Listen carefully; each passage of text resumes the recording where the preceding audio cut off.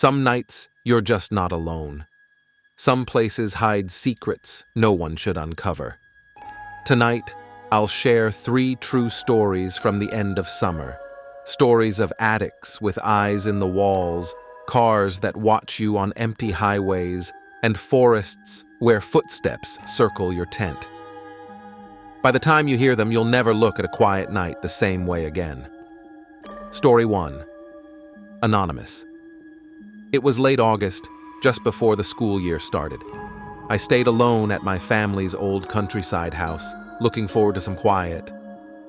The first night, faint tapping echoed above me.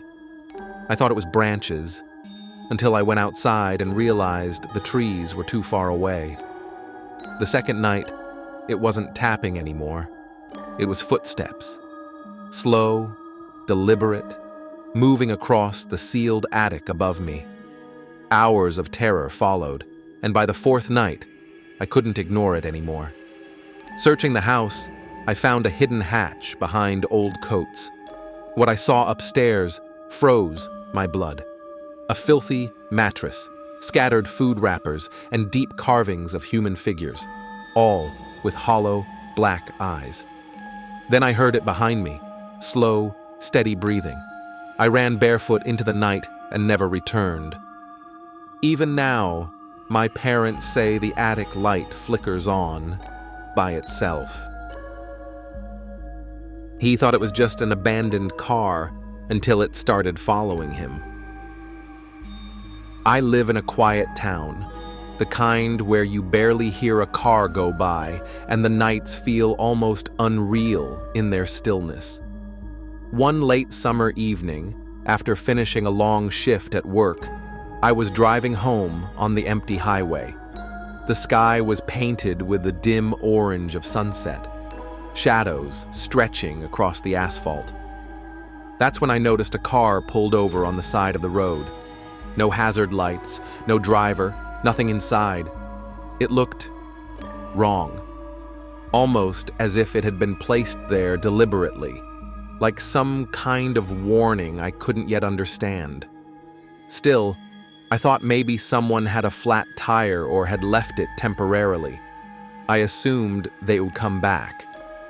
By morning, curiosity gnawed at me. I couldn't stop thinking about that car.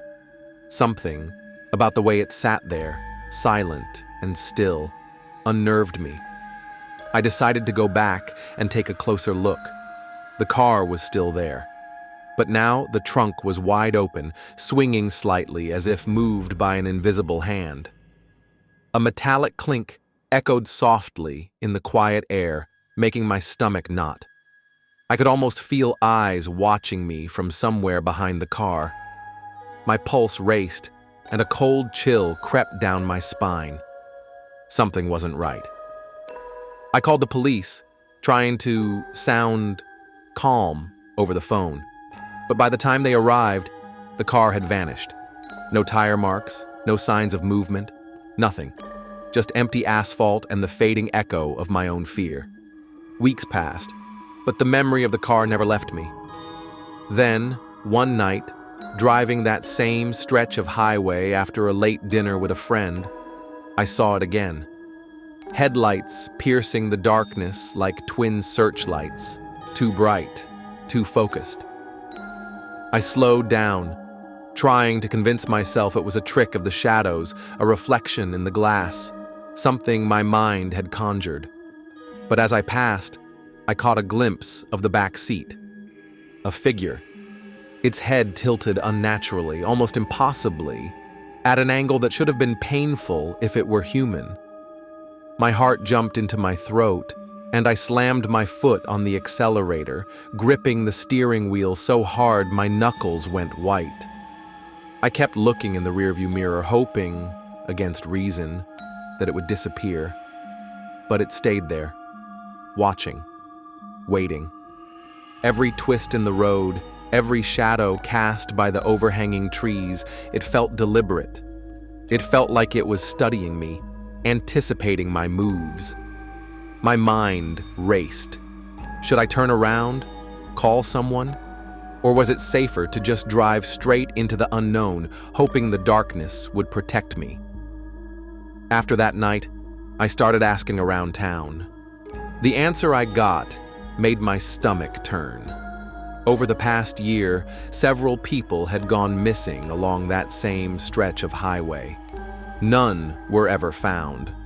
Locals whispered about strange headlights that appeared at odd hours, and some swore that if you drove alone, the car would follow you until you reached the end of the road, or until it decided you weren't worth watching anymore. A few claimed they'd seen a shadow in the back seat, always tilting its head, always staring. I haven't driven that road at night since. During the day, it looks normal. Trees lining the asphalt, the occasional deer crossing, the sun glinting off the guardrails. But sometimes, when the sun dips and the evening shadows stretch long, I can almost feel it. The way it waits, the way it watches. And I know, deep down, that if I ever return after dark, I might see it again. The headlights glaring, the figure tilting its head, patient, silent, waiting for the next person to drive alone. She thought she was alone in the woods, until something else was already there. Every summer, I go camping alone. This year, I picked a remote forest with no cell signal, thinking it would be peaceful. The first night, everything seemed normal. A small fire, crackling softly. The sound of crickets blending with the rustling leaves and the cool night air brushing against my skin. I felt calm, almost too calm, like the kind of calm that precedes something bad. The next day, I spent hours hiking, gathering firewood, and enjoying the solitude. By evening, the sky was painted in deep purples and oranges, the shadows stretching long across the forest floor. While collecting more firewood in the fading light, I noticed a faint orange glow deep in the trees. At first, I thought it was a fellow camper, but something about the glow was off. It didn't flicker naturally, didn't dance like a normal flame. It stayed unnervingly steady, like it was almost alive. I approached cautiously, each step crunching on dry leaves. The closer I got, the more a metallic, burnt smell filled the air, curling my stomach into knots. I finally saw it. A perfect circle of hot stones, surrounded by charred earth, but no logs, no smoke rising, no one in sight. It was as if the fire existed without fuel, without reason. My skin prickled. I couldn't shake the feeling that something, or someone, was watching me from the darkness beyond the trees. That night, as I lay in my tent, sleep refused me. Every shadow outside seemed to stretch and bend toward me. Then I heard it. Footsteps circling my tent. Not soft, careful steps, like an animal, but deliberate, slow, almost calculating. I held my breath, straining to hear more. Then came laughter, low, distorted, and impossibly childlike, echoing through the trees in a way that made it feel like it was coming from every direction at once. My heart pounded so loud it felt like it might burst, my hands trembling as I gripped the tent flap. Hours passed, or maybe minutes. Time seemed to stretch unnaturally. When dawn finally arrived, I stepped outside, my legs weak. Dozens of bare footprints surrounded my tent, all stopping abruptly at the entrance, like whatever had walked there respected some invisible boundary. My firewood was untouched, my gear undisturbed, but the lingering smell of metal and burnt earth told me something malevolent had been close, watching, waiting. I packed everything quickly and left, my eyes constantly scanning the forest. Even now, walking through quiet woods, I sometimes feel it. The sensation of eyes tracking me, of footsteps echoing just behind, though no one is there. The memory of that fire, the unnatural laughter, and those footprints, it never leaves me. And every summer since, I avoid camping alone because I know the forest still remembers me, and it's still out there, waiting for anyone foolish enough to think they are truly alone. Remember, everything you just heard actually happened.